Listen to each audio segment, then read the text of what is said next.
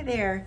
Okay, Mike was talking to me recently about pain in the base of his thumb, and we talked about a video that helped a lot where, we talked about this position here, where the thumb is pointing towards the head of the guitar. It's just not the most efficient way to use our hands mechanically. We'll talk more about that when we're actually talking about theory. And there actually is, not theory, technique. And there actually is some lessons on technique that cover that. But the thing we were talking about is just how agonizing it is when you finally got your chords sounding good and you can play songs and you're enjoying your songs, and then you feel like it's starting over to stop using your hand in the way that's causing pain. There's a lot of different things that can happen that cause pain. But my point is, it doesn't, sometimes it is important to just stop and not do the old behavior, but a lot of times you don't have to forbid yourself to do it the old way anymore.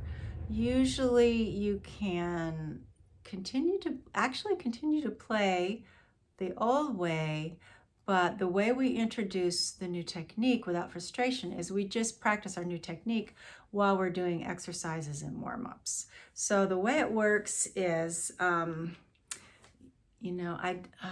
sorry I don't have the paper here, but if we have a practice paper, you have your warm-ups first, your exercises second, and then your music. And down here in the music section, that's not the time to agonize over the new technique.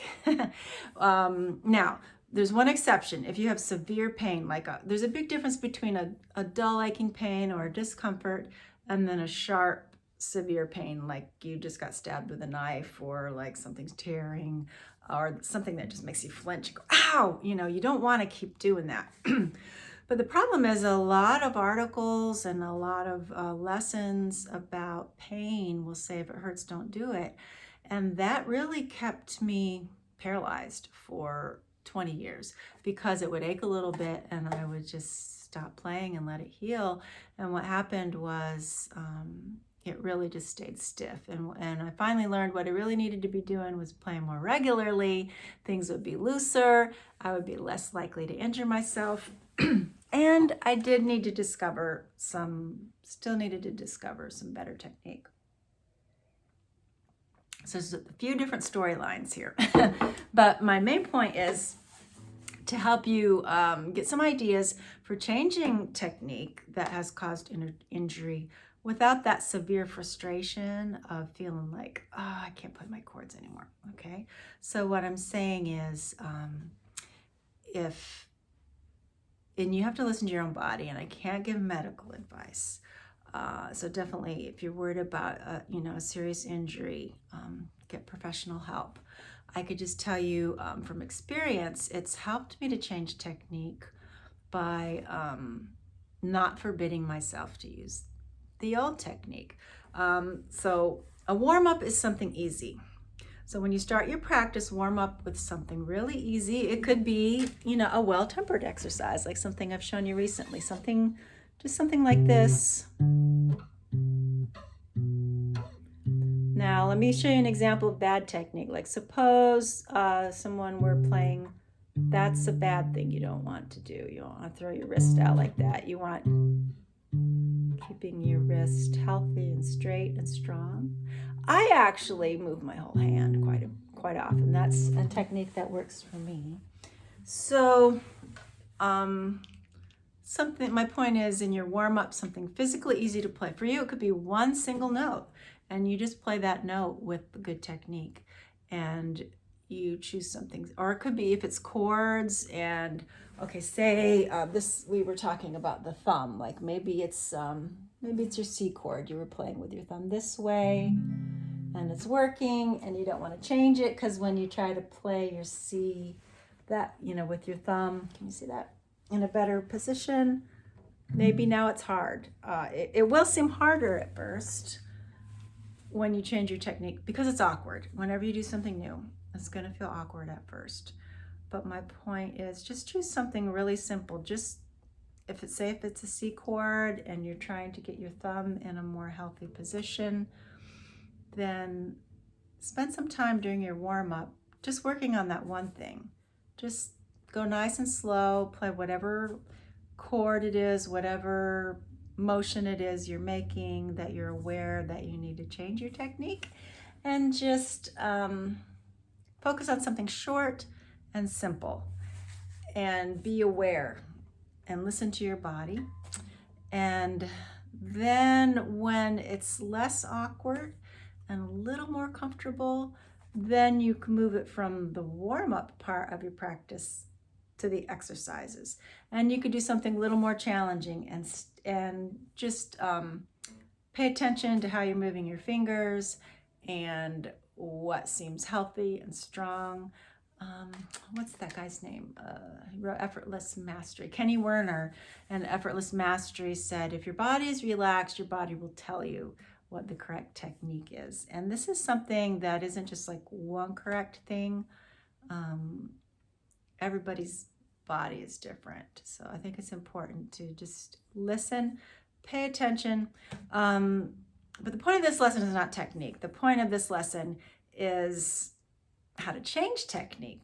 So when we're changing technique, as long as there's no sharp pain, you don't have to forbid yourself to play it the old way, because it's going to take a while. And yeah, that would be really frustrating and you would miss your music. So what I'm suggesting is, as long as there's no sharp stabbing pain, often just the vague dull ache is really just stiffness working its way out. And if you play regularly, you will be less and less stiff, more and more limber and stretchy and strong.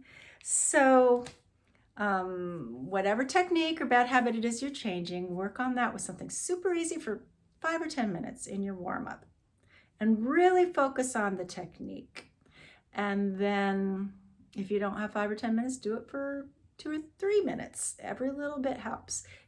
Focusing on that will make you aware of what you're doing even later. And you will have those flashes of awareness when you're playing your music, and gradually it will change. And then when you get a little more comfortable with that new technique, play something a little more challenging, which is your exercise, or maybe just a little piece of your song, and try to use your new technique.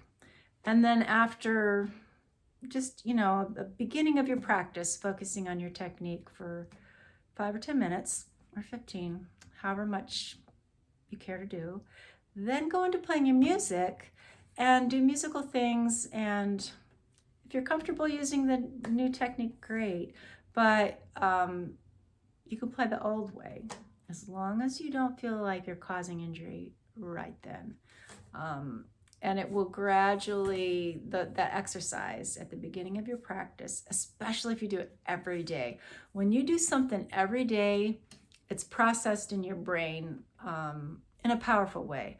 And it will just kind of like seep its way over into your playing. It's really cool. I've had to change my technique a number of times. I think next time I'll tell you the story of how this here guitar, my first favorite best friend guitar, I'm kind of a one guitar woman, and this guitar is it, got stolen in 2011. I'll just tell you very briefly. Let's see, many years before that, I had already injured my hand when I was in music school. So I had to be really careful. And then after my guitar was stolen, I had to get used to a new guitar that had the back of the neck. We'll talk about more of it next. We'll talk more about that next time. But the back of the neck of this guitar is a unique shape. And the guitar I started playing after that has a more rounded shape, a different shape. So my technique changed without me really realizing it. Then, I was supposed to tell you this story next time.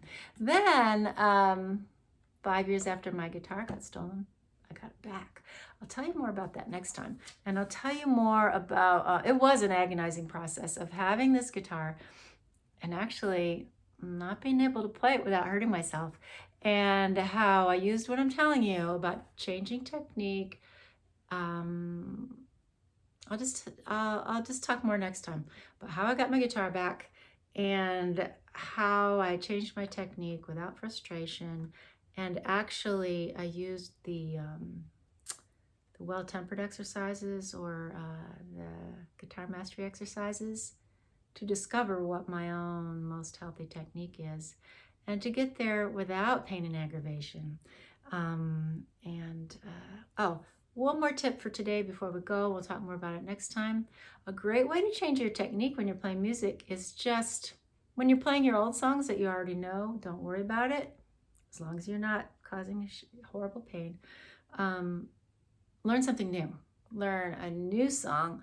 And as you learn the new song, learn it with your new technique. And that's a lot less frustrating than trying to play an old song that you love and to suddenly not be able to do it because you changed your technique and it seems more difficult. So as long as you're not causing yourself serious injury in the present, you can enjoy playing your music the old way. But no matter how much time you have or don't have, paying some attention to your new technique every day will make a big difference, even if it's just a minute or two. And so we'll talk more about how to change technique without serious frustration next time, part 2 of this lesson. And I'll see you then. Bye-bye.